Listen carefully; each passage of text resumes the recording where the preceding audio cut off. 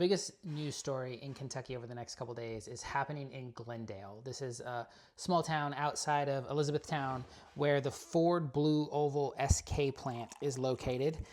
Just this morning, workers there started voting on whether or not they want to join the United Auto Workers. This unionization push is first and foremost about their desire to work a safe job that pays fair wages and also to get a voice on the job. But secondly, this is about every working class Kentuckian. So unionization is one of these like rising tide lifts all boats kind of things. When workers win, we all win. And you don't have to look hard to find examples of that being true. You could just go back to 2023 when UAW workers at the big three auto manufacturers went on strike. The Ford truck plant here in Kentucky was one of them, and they eventually won a new contract and got raises among other new benefits.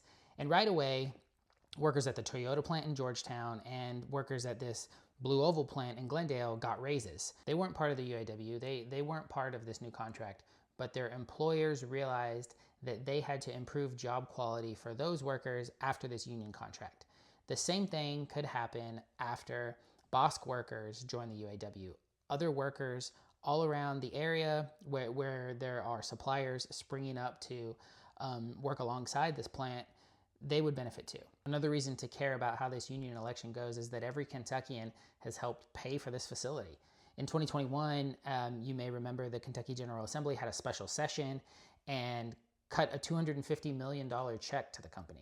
The federal government has given almost like $10 billion in loans. It seems pretty reasonable to expect safe jobs and respect for workers and economy boosting wages for such a massive public investment. So keep an eye on Glendale. We should know by Wednesday night whether or not these workers have voted to join the UAW, and we're cheering for them because we recognize that their win is all of ours.